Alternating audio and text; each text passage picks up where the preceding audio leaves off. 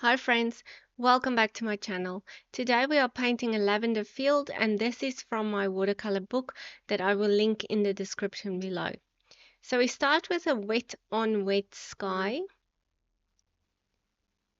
So I'm painting the whole area just with water from above the mountain. Now I'm going to go in with a bit of yellow because I want it to be a sunrise or a sunset and the sun is coming up over the mountain. Then I'm going in with the French vermilion and then ultramarine blue.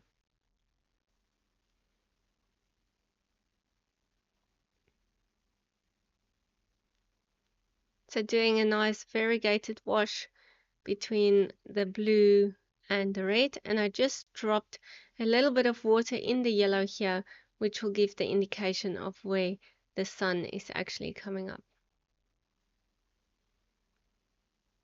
Okay, dabbing it just a bit so it's not too potent. Now there must have been some damage or scratch mark on my paper here, so it made these indents, so I'm just softening those. Okay, ultramarine blue from the top and working it down in a graded wash.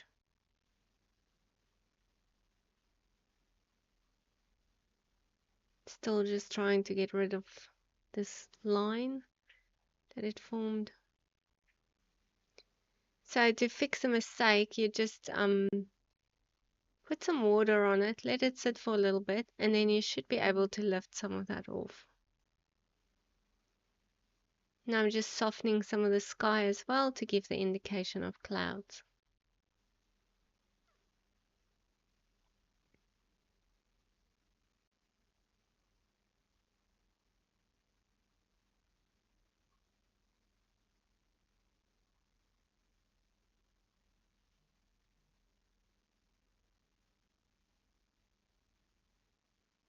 So just blend it until you are happy with what you have.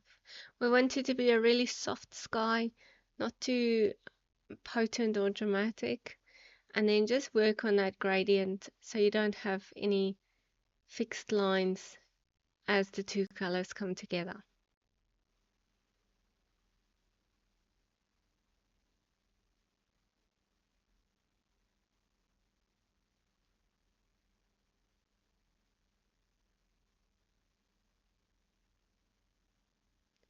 Now for my purple lavenders, I'm just mixing the ultramarine blue and the vermilion, French vermilion over here. And I'm starting with my lavenders in the front.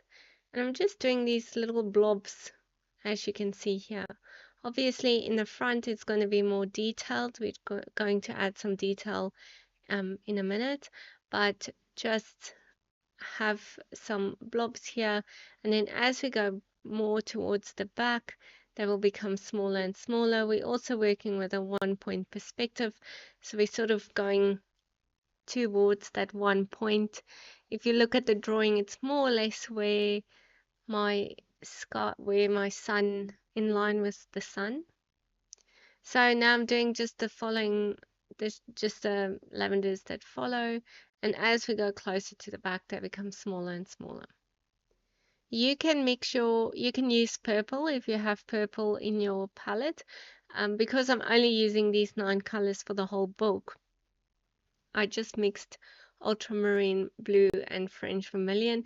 You can add more blue if you wanted to be more purple. You can have a play and maybe add some of the Payne's gray to see if you can get a deeper purple if that's what you'd like. I quite like the toned down version of this purple.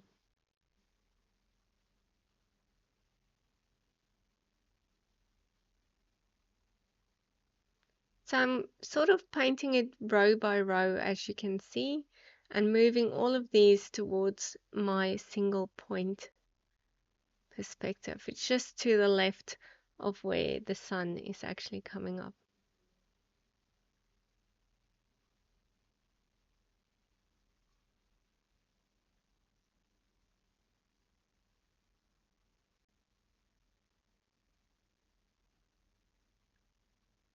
So again, play your own music with my videos, or have your own background music on, or if you just like the silence, I quite like the silence. I normally paint in silence and just enjoy the process, but I know some people can't deal with, you know, silence. So put on some music for you, music that you like, and have that playing in the background.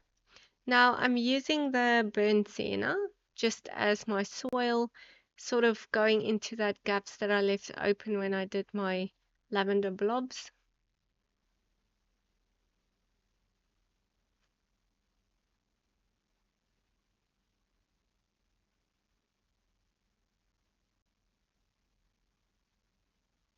So just in all those little gaps, add some of the burnt sienna.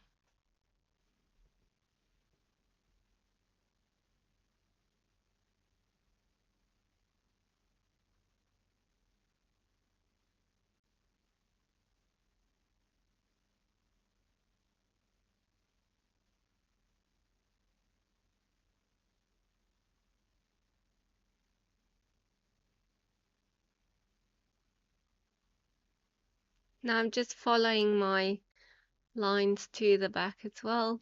So just painting, there's just a little bit of that burnt sienna on my brush, and I'm just bringing some of that forward as I follow the path of the lavender field.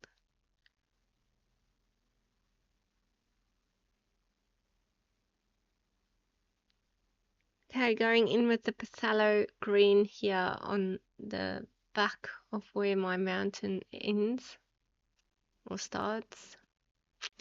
And then as I come forward, I'm using the forest green.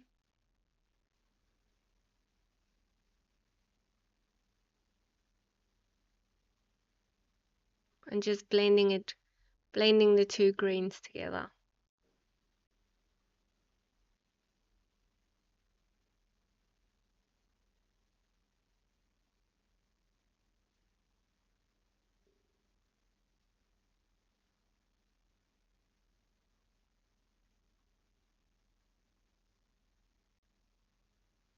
Just adding a tiny bit of green here in the front of my lavenders, like the first couple of rows of lavenders. I'm just adding a little blobs of green in the center of each blob, or the bottom.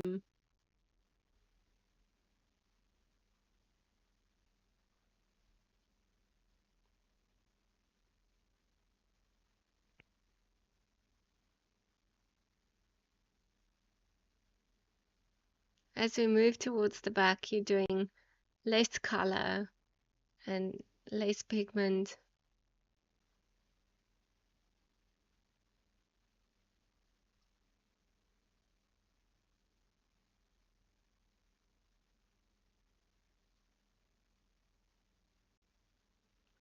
Now I'm doing a tree line at the back here, so just I'm still using my number 8 Princeton brush that I've been using the whole time.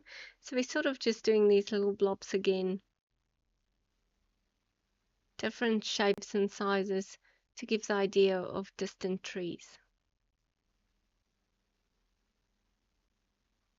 Make some of them darker with more pigment, some of them lighter.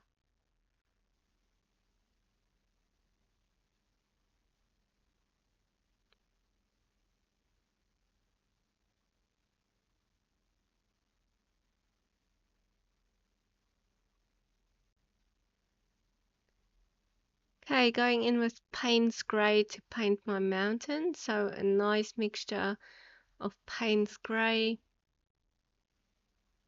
First painting the outline and then just using water and bringing that color down.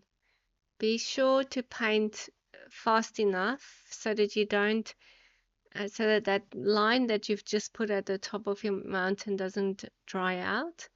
So you want to make sure that you are not wasting too much time when you paint something like this so that it doesn't dry. If you are using 100% cotton paper, it should be forgiving and it should stay wet for quite some time. Now I'm just dropping in some more pigment at the top of my mountain. I'm not close to the sun. I want it to be the lightest where that sun is coming up. So not at the sun, but on either side of it, you can drop in some darker color. There's a tiny bit of a bush over here before this little building. So I'm just doing that in forest green.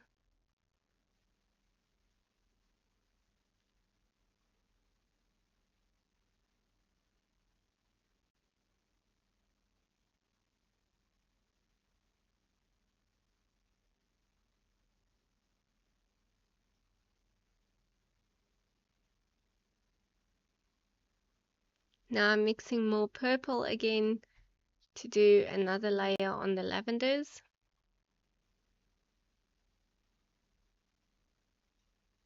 With this mixture, I've got a bit more blue in it, so it's a bit more darker purple.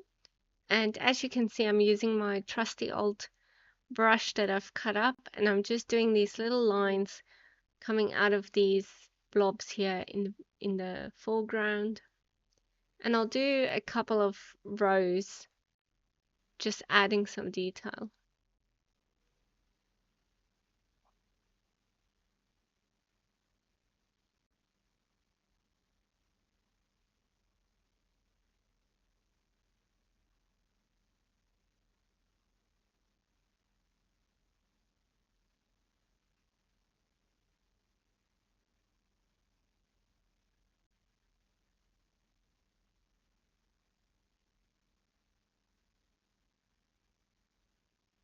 So it's a very watery mixture by now of that purple. And just adding another layer.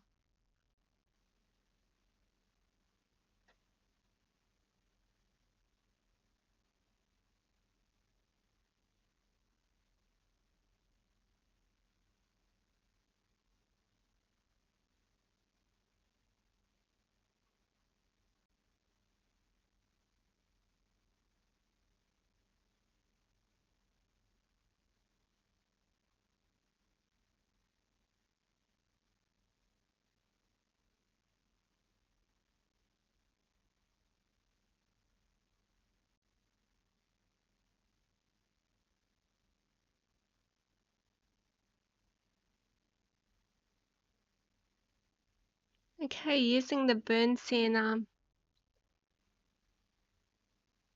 to outline my window and my door and the bottom of the roof for this little building over here.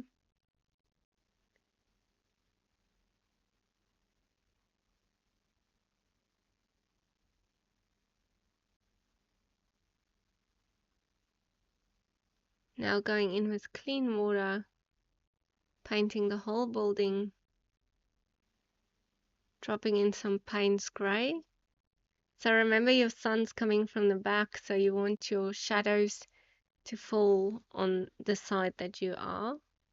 So the shadows are all on this side, the side that we see.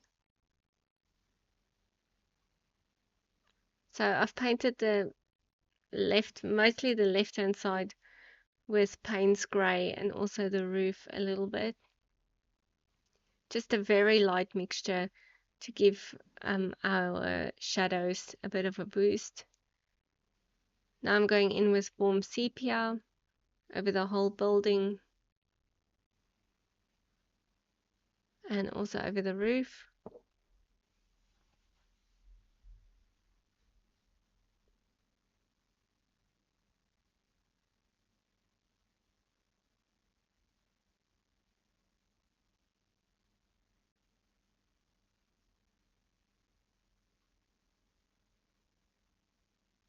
Painting the door with warm sepia and my window.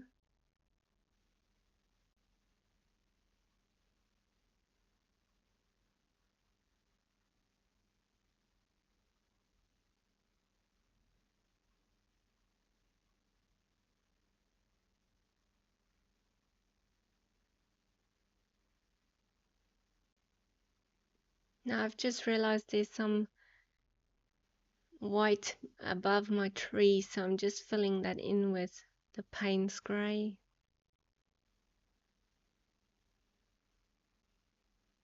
Don't want that white line above my trees.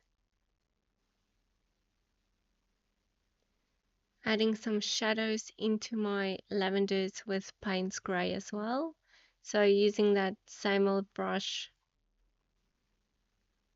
and sort of just bringing out some of that color, especially on the middle part of each lavender bush.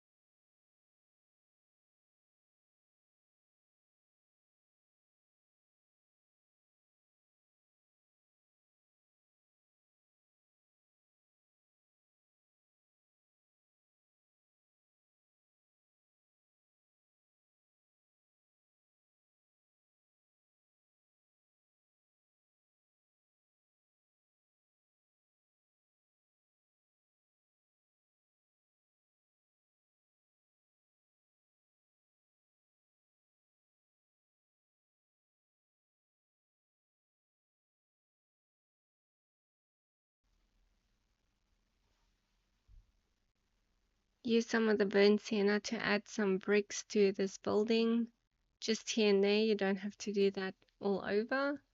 And I'm just putting some burnt sienna, and I'll do some with warm sepia as well.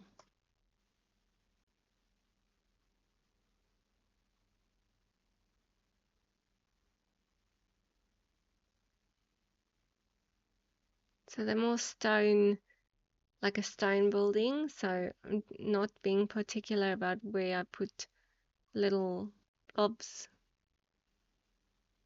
in different shapes and sizes.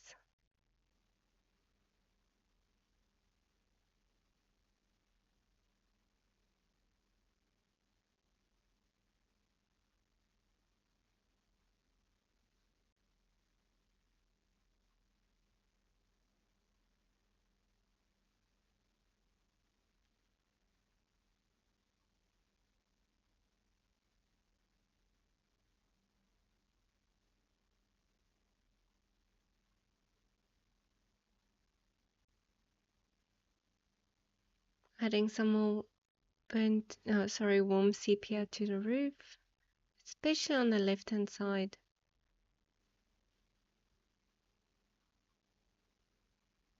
Now using a white pastel pencil to add some highlights into my lavenders.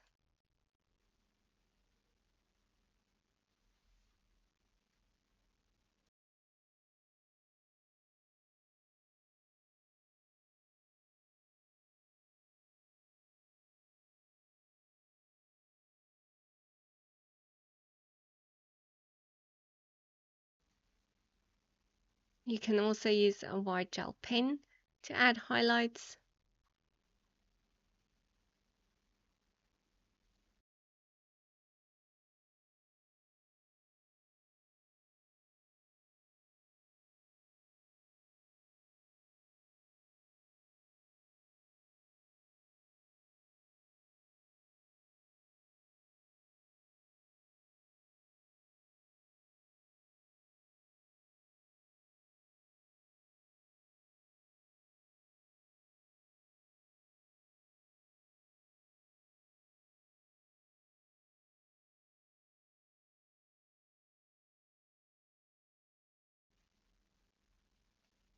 Now we need a shadow for the tree and for the building over here, so I'm using Payne's grey to form a shadow.